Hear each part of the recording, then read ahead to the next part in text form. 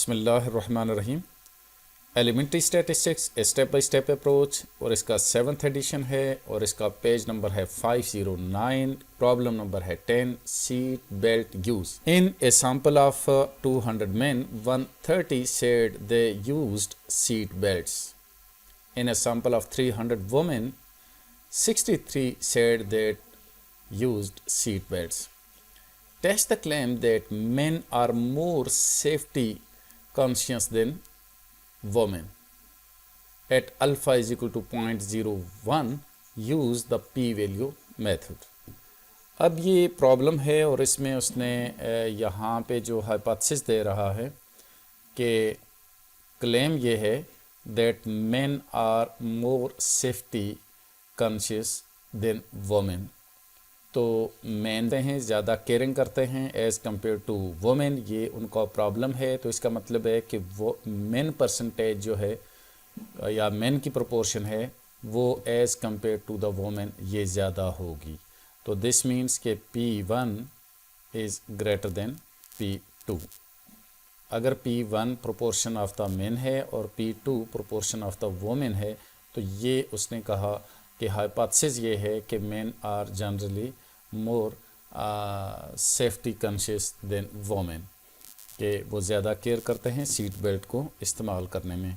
तो ये हमारा अल्टरनेटिव हाइपोथेसिस दिया है उसने और हमारा नल हाइपोथेसिस इसके मुकाबले में क्या होगा, P1 इज़ लेस देन और इक्वल टू P2।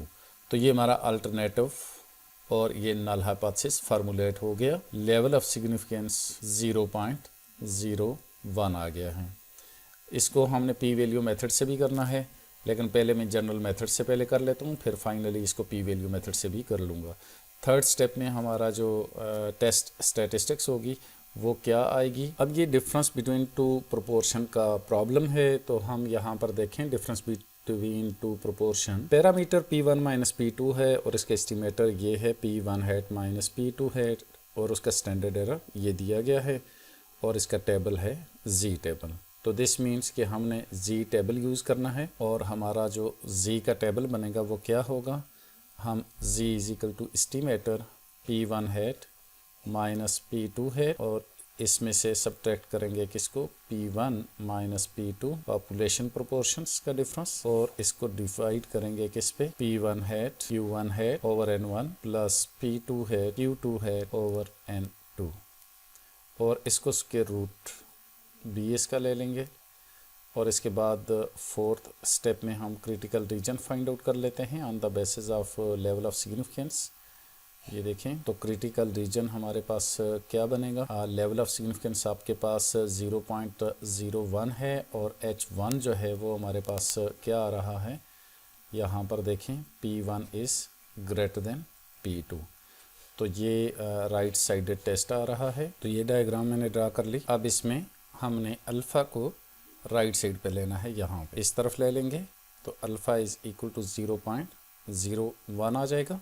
अब मैं यहाँ पर ये चूँकि ज़ीरो होता है और इस तरफ प्लस इन्फिनिटी होगा, इस तरफ माइनस इन्फिनिटी होगा, तो मैं नॉर्मल डिस्ट्रीब्यूशन के टेबल में चला जाता हूँ। अब ये राइट साइड पे है तो ये 0.01 में तो नहीं देख सकता, इसको मैं 1 माइनस 0.01 करता हूँ तो ये मेरे पास आता है 0.99 आ जाएगा। और इस तरह से मैं अपना टेबल जो है वो नॉर्मल डिस्ट्रीब्यूशन के टेबल में Z की वैल्यू जो है ना वो फाइंड आउट कर लूँगा। तो यहाँ पर देखें 0.99, तो ये सबसे जो करीब तरीन वैल्यू है वो ये वाली है और ये क्या आ रही है 2.3 और यहाँ पर ऊपर भी टॉप पे 3 होगा। तो ये देखें ये 3, तो 2.33 आ गया है, इसलिए मैं वहाँ जाके लिख लेता हूँ 2.33। तो ये Z की वैल्यू आ गई है। टेबुलेटेड वैल्यू जो है वो Z की आ रही है 2.33। तो मेरा जो क्रिटिकल रीजन बनेगा वो ये है कि Z इज़ ग्रेटर देन 2.33। अगर 2.33 से ग्रेटर वैल्यू आएगी Z की फिफ्थ स्टेप में तो हम अपने नल हाइपोथेसिस को रिजेक्ट कर लेंगे। अब हम अपने फिफ्थ स्टेप में चले जाते हैं और फिफ्थ स्टेप क्या आ रहा है, कैलकुलेशन। तो हम कैलकुलेशन करेंगे। यहाँ पर n मेरे पास n1 जो है वो 200 है और x1 मेरे पास यहाँ पे 130 है। इसी तरह से n2 मेरे पास 300, x2 भी निकाल लेते हैं x2 हमारा कितना है 63।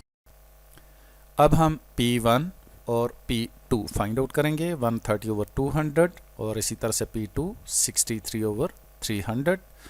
अब हम कैलकुलेटर लेते हैं और वहाँ पे ये 130 डिवाइडेड बाई 200 इक्वल किया और ये आता है 0.65 लिखा। इसके बाद 63/300 करना पड़ेगा, तो 63 डिवाइडेड बाई 300 इक्वल किया, 0.21 आया, तो ये 0.21 मेंशन कर दिया है।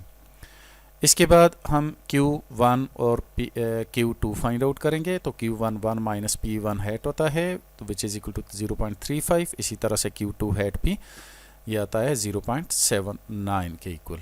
अब हम Z की वैल्यू फाइंड आउट करेंगे, ये 0.35 डाला रेलिवेंट प्लेस पे और इसी तरह से माइनस 0.21 माइनस 0 हो जाएगा क्योंकि डिफरेंस P1 माइनस P2 0 होता है। इसके बाद 0.65 और ये Q हैट ये लिखा ओवर N1 200 है प्लस P2 जो है 0.21 और Q2 हमारे पास 0.79 हुआ, डिवाइड किया हमने 300 पे और स्क्वायर रूट कर दिया है। और अब हम इसको कैलकुलेटर से सॉल्व करेंगे, तो अब हम कैलकुलेटर लेते हैं, तो यहाँ से ब्रैकेट डाला 0.65 माइनस 0.21, इसके बाद डिवाइडेड बाई स्क्वायर रूट और उसके बाद ब्रैकेट शुरू हो जाता है, तो आपने एक सिंगल ब्रैकेट शुरू करना है, तो 0.65 मल्टीप्लाइड बाई 0.35 और डिवाइड करेंगे 200 प्लस 0.21 और उसको मल्टीप्लाई करेंगे 0.79 के साथ और डिवाइड करेंगे उसको 300 पे और उसके बाद हम इसको इक्वल कर देंगे, तो ये मेरे पास आ जाता है 1.30। तो Z की वैल्यू आ गई 1.3। तो अब इस तरह से आप यहाँ पर देख सकते हैं, ये जो फोर्थ स्टेप में आपने क्रिटिकल रीजन मार्क किया था जो कि Z की वैल्यू ग्रेटर देन 2.33 होती, तो फिर ये मेरा क्रिटिकल रीजन होता, लेकिन यहाँ पर Z की वैल्यू 1.03 आ गई, तो which is less than 2.33। Six step है हमारा कंक्लूजन।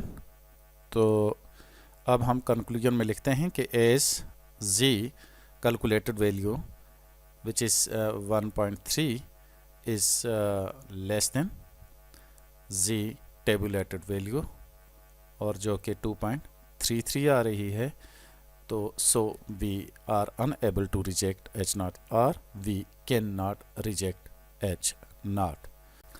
अब हम अपने P वैल्यू मेथड के ज़रिए इस प्रॉब्लम को करेंगे, तो P value is equal to probability of Z is greater than 1.3 because this is a calculated value.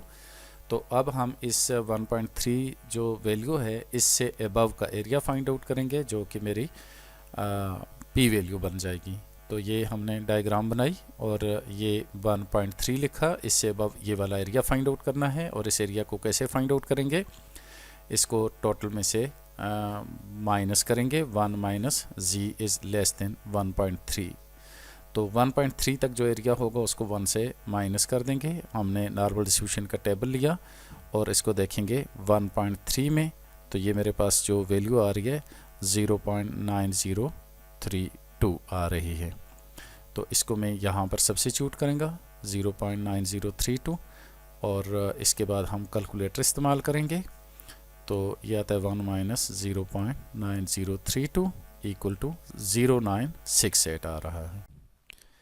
तो ये आया 0.0968, ये मेरी P वैल्यू आ गई। इसको मैं लेवल ऑफ सिग्निफिकेंस के साथ कंपेयर करूँगा, तो as P value is greater than level of significance alpha, so we can not reject H0। तो हमने दोनों तरीक़ों से, सिंपल जनरल मेथड से भी और P वैल्यू मेथड से, दोनों से हमने टेस्टिंग की और in both cases we are unable to reject H0।